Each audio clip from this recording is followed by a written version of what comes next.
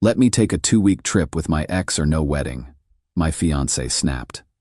3 months before our wedding, I said, fine, and started canceling vendors as she packed. Then her iPad lit up with a message that, I'm 31M, sitting here at 2 a.m. trying to process what just happened, and I keep waiting for it to make sense. It doesn't.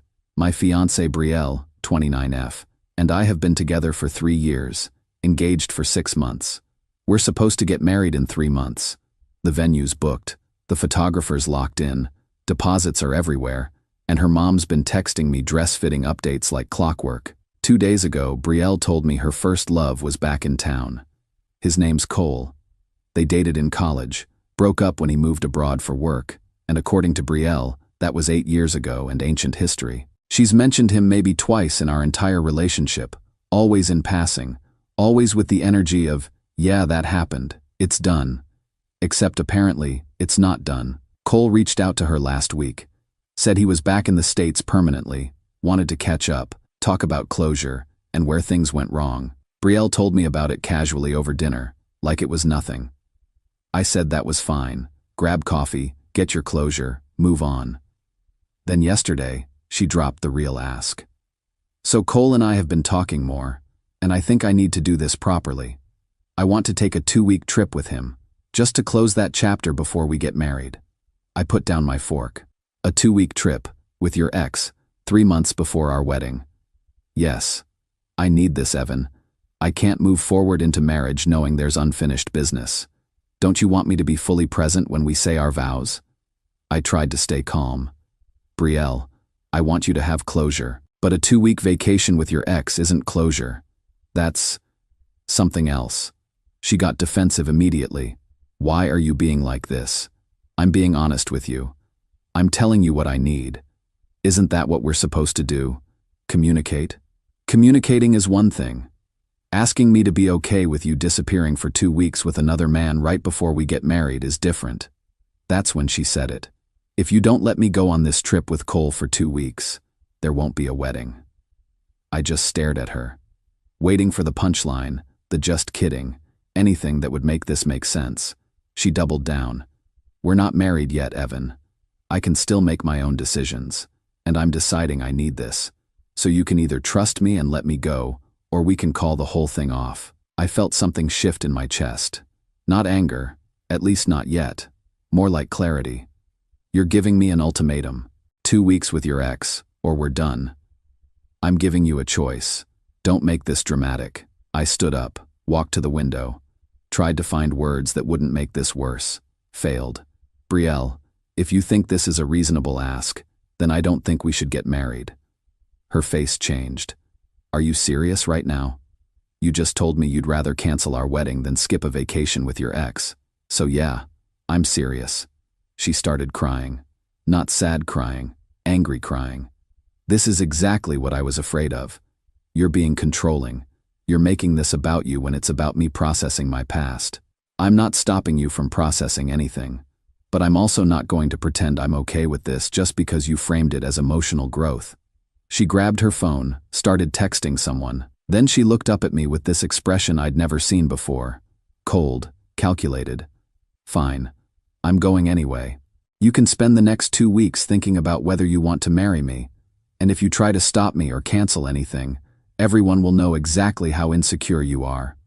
She went to the bedroom, started packing. I followed her, still trying to process what was happening. Brielle, can we just talk about this? You're about to walk out 3 months before our wedding over you not trusting me. Over you being threatened by a man I haven't seen in 8 years. Yeah, Evan, I am. She zipped up her suitcase, grabbed her purse, stopped at the door. Think about what matters more to you, your ego or our future. Then she left. I stood there in our apartment, my apartment, actually. She moved in after we got engaged, surrounded by wedding planning binders and vendor contracts, trying to figure out what the hell just happened. About an hour later, I was cleaning up dinner when I saw her iPad on the coffee table. We share an iCloud account, something she set up months ago so we could coordinate calendars and share photos. The Messages app synced. I wasn't snooping. The notification just popped up. But once I saw it, I couldn't unsee it. Message to her best friend. Booked the trip. Got us a suite with one bed because it's cheaper, and honestly, if we end up hooking up, whatever. I told Evan if he freaks out, I'll just call him controlling and he'll fold. He always does. I screenshot it. Then I saw the booking confirmation in her email. A luxury resort. 1 king bed. 2 weeks. That's when I stopped feeling hurt and started feeling something else. Relief, maybe. Because now I knew exactly what this was. Not closure. Not processing. Not emotional growth.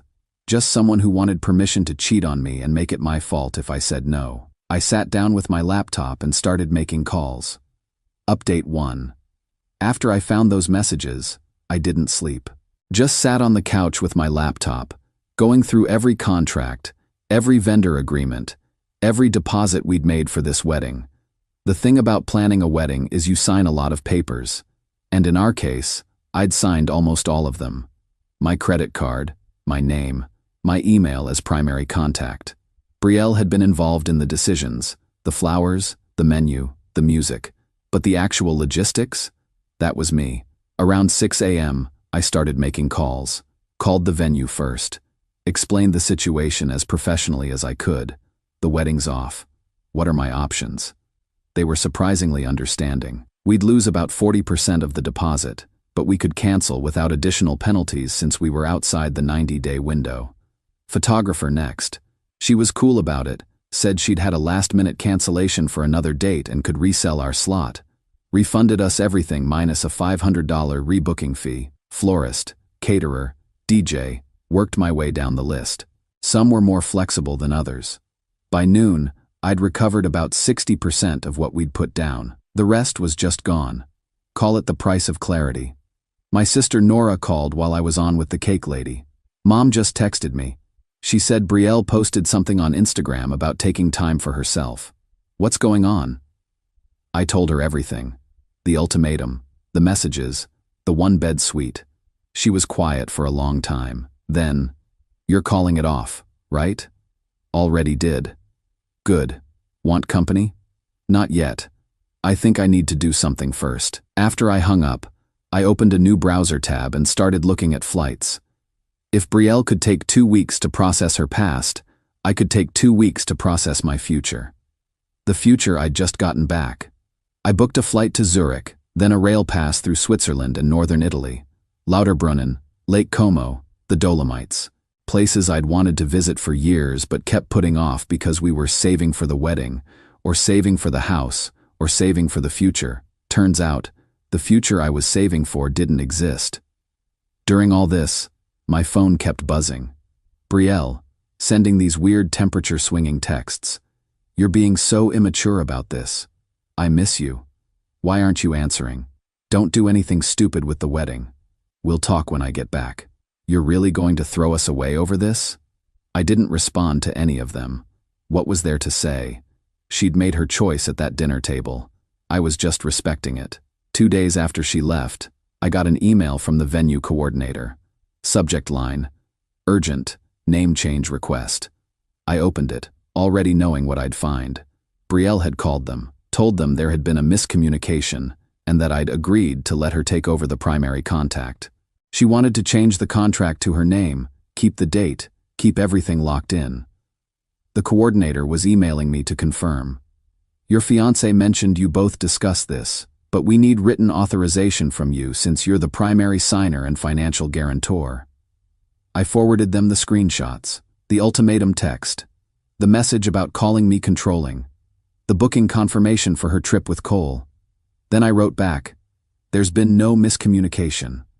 I canceled this wedding 2 days ago for the reasons shown in the attached screenshots. Please do not make any changes to any contracts without my explicit written authorization. If she contacts you again, please refer her to me directly." The coordinator responded within an hour. "Understood. We've noted this in your file and will not accept any change requests from Ms. Taylor. We're sorry for what you're going through." The next morning, I got a call from the photographer. Brielle had tried the same thing with her. I sent the same screenshots. Same result. She'd tried to keep the wedding going without me, like I was the replaceable part. That's when I realized I wasn't just dodging a bullet. I was dodging an entire artillery strike. I fly out tomorrow, 2 weeks in the Alps, alone, with nothing but my camera and my thoughts. People keep asking if I'm running away. Maybe I am, but I'm running toward something too, toward the version of my life that doesn't include someone who'd give me an ultimatum and then try to hijack our wedding when I didn't fold. Brielle's still on her trip, still sending occasional texts. I haven't blocked her yet. Part of me wants to see how far this goes. But I haven't responded either. My dad called yesterday. Your mom's worried about you. Tell her I'm okay. Better than okay, actually. You sure about all this? Calling off a wedding is a big decision. So is getting married to someone who books a one-bed suite with their ex and calls it closure. I'm sure, Dad, he laughed. Fair enough. Send us pictures from Switzerland. I will. But first, I'm going to sit in this lounge, drink this overpriced airport whiskey, and process the fact that my life just completely changed because I refused to be okay with something that wasn't okay. And honestly, I feel lighter than I have in months. Update 2. I'm writing this from a small hotel room in Lauterbrunnen, Switzerland, looking out at the Alps, and I still can't quite believe the last 2 weeks have been real. But first, let me tell you what happened when Brielle got back. I'd been gone for about 10 days when I started getting the calls, dozens of them. All from Brielle, all going straight to voicemail because I'd set her contact to Do Not Disturb. I didn't listen to them right away. I was busy hiking the Schilthorn Trail, taking photos of waterfalls, eating cheese in mountain villages, and generally remembering what it felt like to breathe without the weight of someone else's chaos on my chest. But eventually, curiosity got the better of me. The first few messages were confused. Evan, why isn't my key working? Did you change the locks? Then angry, you changed the fucking locks? Are you serious right now? Where am I supposed to go? Then desperate, please just talk to me. I don't understand what's happening. This is my home too. Except it wasn't. The apartment's in my name. The lease is mine. She'd moved in after we got engaged, but she'd never been on the paperwork. I'd thought about adding her after the wedding. Glad I didn't. I'd had a locksmith come out the day after I canceled the wedding, changed all the locks, updated building security with her removal from the approved guest list. While I was at it, I'd packed up her stuff, clothes, toiletries, the books she'd never read, that collection of decorative candles she kept buying, and put it all in a storage unit across town. I'd paid for 3 months up front. Figured that was more than fair. She called again, and again, left a voicemail crying, then one yelling, then one that was trying to sound rational. Evan, we need to talk about this like adults. You can't just lock me out of my home. This is illegal. I'm calling the police. I almost laughed at that one. Almost. Instead, I sent her 2 things. First, a photo, the view from my hotel room. Mountains, valley, that unreal Swiss morning light that looks fake until you're standing in it. Caption, I'm taking the trip I actually deserve. Second, a text with an address, the storage unit, the code to get in, and one line, your stuff is here. Please don't contact me again. She responded immediately. Where are you? What trip? Are you seriously on vacation right now? I didn't answer. She tried calling. I declined it. She texted again. Evan, I just went to see Cole for closure. That's all it was. I love you. I want to marry you. Please come home so we can fix this. I turned my phone face down and went to breakfast. That afternoon, I got a text from my sister Nora. Brielle just called Mom, said you abandoned her and she doesn't know where you are. Mom's worried. Call her? I called. My mom answered on the first ring. Evan, sweetheart, what's going on? Brielle said, Mom, did she tell you why I'm not there? She said you had a fight about her needing space to process some things, and when she came back, you'd locked her out. Did she mention the 2-week trip she took with her ex? Or the one-bed suite she booked? Or the text where she said she'd call me controlling if I objected? Silence. She went on vacation with her ex-boyfriend right before your wedding? Yeah. And when I said that crossed a line, she told me if I didn't let her go, there wouldn't be a wedding. So I respected her wishes. There isn't a wedding. My mom exhaled slowly. Oh, honey, I'm so sorry. I'm okay, Mom. Actually, I'm better than okay. I'm in Switzerland. I'm hiking. I'm thinking clearly for the first time in months. Good. You stay there as long as you need. Don't let her guilt you into coming back. I won't. After I hung up, I checked my messages again. There were new ones from Betrayal. People are asking me what happened to the wedding. What am I supposed to tell them? Your family won't talk to me. They're acting like I did something wrong. You're really going to throw away 3 years over this? I almost responded to that one. Almost pointed out that she was the one who threw it away the moment she gave me that ultimatum. But what was the point? She'd already decided I was the villain in her story. Nothing I said would change that. Instead, I got a message from someone I didn't recognize. A number I didn't have saved. Hey man, don't know if you know me. Friend of Cole's. Thought you should know. Betrayal's been posting stories from their trip. Couple-ish stuff. And I saw her wearing what looked like an old ring. Not your engagement ring. Thought you deserved to know. He attached screenshots. Betrayal and Cole at a beach. Betrayal and Cole at a restaurant. Betrayal's hand in one shot. And yeah, there was a ring. Simple band. Looked worn. Definitely not the one I'd given her. I saved the screenshots. Added them to the folder I'd been building. Not because I wanted revenge, but because I knew this wasn't over. People like Betrayal don't just let go when they lose control. They escalate. The rest of my trip was quieter. I hiked the Dolomites, took a train to Lake Como, spent a few days in a small village where nobody knew me and nobody asked questions. I ate good food, drank local wine, and for the first time in years, I didn't feel like I was performing for anyone. I wasn't the ambitious tech guy. I wasn't the reliable fiancé. I wasn't the person who was supposed to have it all figured out. I was just me, in the mountains, processing the fact that I'd almost married someone who'd given me an ultimatum and then tried to manipulate her way back in when I called her bluff. The night before I flew home, I sat on my hotel balcony and looked out at the Alps one last time. Thought about Betrayal, about the wedding that wasn't happening, about the life I'd been planning that had just evaporated, and I realized something. I didn't miss her. I missed the idea of her. The version I'd built in my head who wouldn't have done this. But that version never existed. And I was done pretending she did. When I landed back in the States, there were 47 unread messages from Betrayal. I didn't open any of them. My life was different now. Better. And I was going to protect that. Final update. It's been 2 months since Switzerland, 2 months since I canceled the wedding, changed the locks, and stopped responding to Betrayal's messages. I thought it was over. I really did. Then I got a text last week. I have some things of yours that got mixed in with my stuff. Can we meet to exchange? Just coffee, neutral place, no drama. I should have known better. But there were a few things I'd been looking for. My grandfather's watch, some documents, a few books. I figured 30 minutes in a public place, get my stuff back, be done. I suggested a coffee shop. Midday Saturday. She agreed. I showed up 10 minutes early, ordered a coffee, sat near the door. Wanted a clear exit if things got weird. Then the door opened and my stomach dropped. My parents walked in. Then Betrayal's parents. Then my sister Nora. Then Betrayal's brother Miles. Both entire families, filing into this coffee shop like they'd been invited to some surprise party. I looked at Nora. She looked as confused as I felt. Betrayal came in last, dressed like she was going to a job interview. Composed, purposeful. Everyone sat down at the big table in the back. Someone had clearly reserved it. Betrayal gestured for me to sit in the empty chair next to her. "What is this?" I asked, still standing.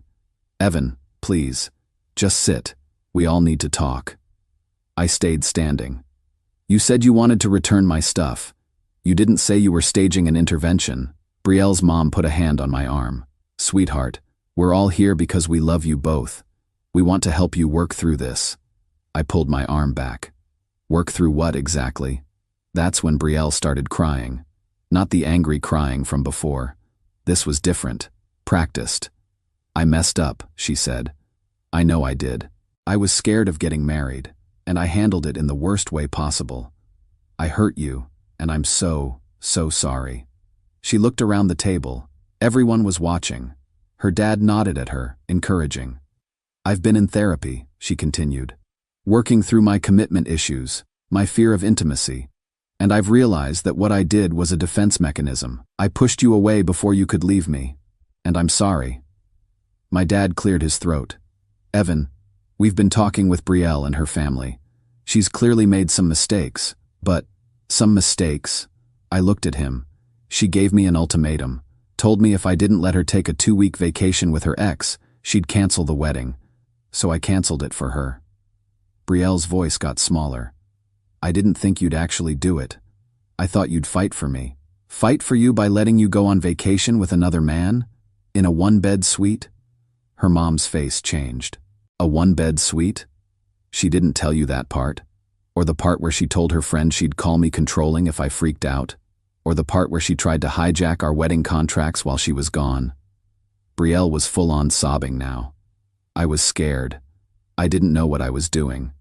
"But I'm here now, and I'm ready to fix this." She stood up, wiped her eyes, and then she said it. "I'm pregnant." The table erupted. Brielle's mom gasped. My mom's hand went to her mouth. My dad looked at me like I'd been keeping secrets. Brielle kept talking through the noise. "I found out last week. I'm 8 weeks along. And I know this complicates things, but..." She took a breath, steadied herself, then dropped to one knee. "Evan, I'm asking you again. Will you marry me? Will you be a family with me?" Everyone was staring at me, waiting for me to do the right thing, to be the stand-up guy, to make an honest woman out of her and give this baby a father. The weight of their expectations was crushing. I looked at Brielle, on her knee in the middle of this coffee shop, tears streaming down her face, and I started laughing. Not mean laughter, just the kind that comes out when something is so absurd you can't process it any other way. "Get up," I said. She didn't move. "Brielle, get up." She stood, slowly, confused by my reaction. I looked around the table, at my parents, her parents, our siblings, at this carefully orchestrated ambush designed to manipulate me into doing what everyone thought I should do. Then I said it. "I thought the baby's father would be here." The table went dead silent. Brielle's face drained of color. "What?" I pulled out my phone. Opened the photos folder I'd been curating for 2 months. The screenshots from her trip. The photos of her with Qley. The one where you could see the ring on her left hand that wasn't the one I gave her. "You went on a 2-week trip with your ex. You booked a 1-bed suite. You were photographed wearing what looks like his old ring." I showed the photos to the table, let everyone see what I'd been sitting on. "So if you're 8 weeks pregnant, that means you conceived right around the time you were gone." Which raises a pretty simple question. Whose baby is it? Brielle tried to speak. "Evan, we didn't. It's yours, I swear." "You swear?" I cut her off. "The same way you swore you just needed closure. The same way you swore you'd never give me an ultimatum and then did exactly that." Her dad stood up. "Young man, you can't just accuse her of..." "I'm not accusing her of anything. I'm stating facts. She left for 2 weeks. She stayed in a 1-bed suite with her ex. She came back, and now she's pregnant. Those are the facts. You all can draw your own conclusions." I turned to Brielle. "If you are pregnant, and if it is mine, I'll do everything legally required. Paternity test, child support, custody arrangements, all of it. But I'm not marrying you. Not because of some baby, not because our families think it's the right thing to do, and definitely not because you orchestrated this whole performance to manipulate me back in." Brielle's mom was crying now. "How can you be so cold?" "Cold." I looked at her. "Your daughter gave me an ultimatum that ended our relationship. Then she tried to take over our wedding while she was gone. Then she showed up here with both our families to corner me into fixing this. That's not love. That's control, and I'm done being controlled." I looked at my parents. "If you want to stay and work this out, that's your choice, but I'm leaving." I walked to the door. Behind me, I could hear voices rising. Brielle crying. Her brother saying something about responsibility. My sister saying something back. But I kept walking. Outside, the air felt cleaner, lighter, like something had been released. Nora caught up with me at my car. "Holy shit." "Yeah. Did you know about the pregnancy?" "Not until 5 minutes ago." "Do you think it's yours?" "Honestly, no idea, but I know one thing. I'm not marrying someone who'd use a pregnancy as leverage to trap me into a relationship I already left." She hugged me. I'm proud of you. For what? For not folding. For standing up for yourself even when everyone was pressuring you to do what they thought was right. I drove home alone, sat in my apartment, my quiet, drama-free apartment, and thought about what just happened. Part of me felt guilty. Part of me wondered if I'd been too harsh. Part of me thought about that baby, if it existed, if it was mine, what that would mean. But the bigger part of me felt relief. Because I'd almost married someone who'd manipulate not just me, but both our families, to get what she wanted. Someone who'd weaponize a pregnancy and a public proposal to back me into a corner. And I'd walked away from it, twice.